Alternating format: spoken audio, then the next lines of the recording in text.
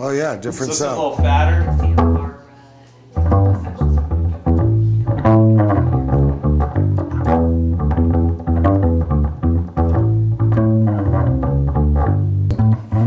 More fat.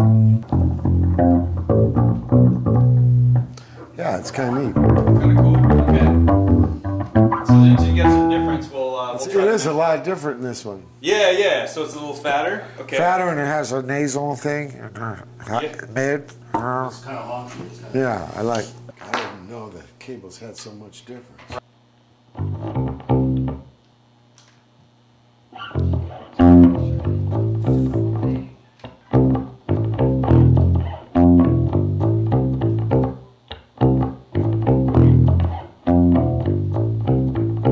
I didn't know there's such difference. Fuck. Because you have such an open, sense of music, meaning there's no boundaries, right? I mean, would I be correct in saying? I mean, you're kind of open to whatever. It's like, Yeah. I don't classify myself in this particular area, and I feel that this is kind of how we approach cable. Is that we want the cables to really enhance whatever music you're making and to follow what you're doing and be part of it, not be dominated by the particular piece of gear that we use. Oh yeah, yeah. Because I'm sure It's a conduit to get ideas. right. and I mean, you use personality. different basses, different pickups, have different things.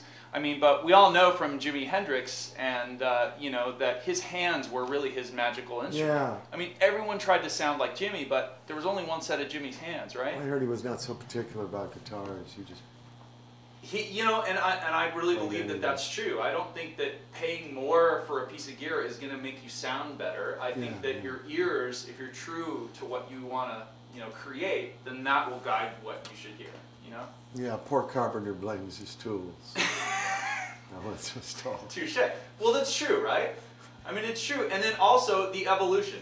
I mean, I know just in your experience, you're not using the same amps and speakers and stuff that you used when you started because you want to experiment. You want to try different things and you go back to what you used before, but then you try, right? I mean, there's things. The first Minuteman was PV 400, I think, 215s. I beat the shit out of that. And last 15 years, or 16 or 17, I've been using Eden. And I like that because I don't know, it seems like with bass, I think there has been some change. Maybe not in the recording, but for the gigs. In the older days, when I was a boy going and seeing stadium gigs, arena rock, the bass was, couldn't really tell what the cat was playing. It was more of a feeling or something. You felt a kind of thing.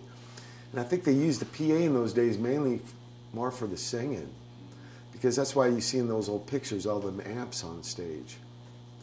Because they were actually powering from the...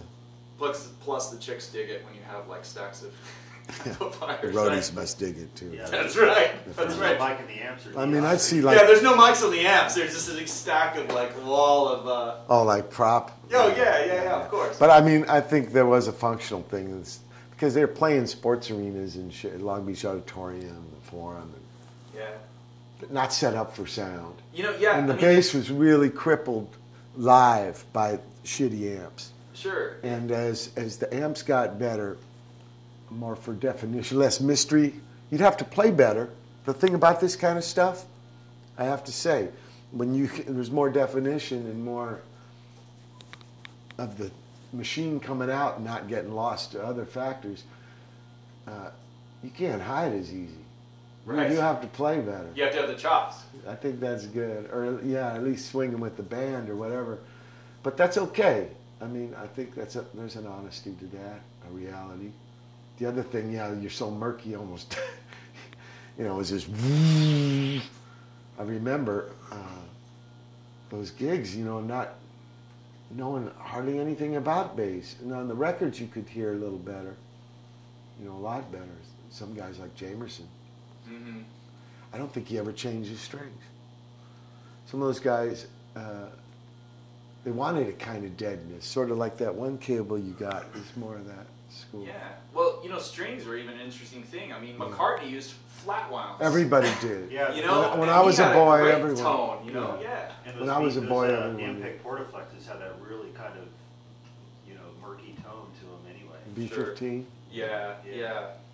Yeah, I think Jamerson went right in the board. Didn't even use it. It was all flat wounds. I remember the first guys was John Entwistle, Jack Bruce. They started playing round wounds in this other kind of tone. Yeah, tone.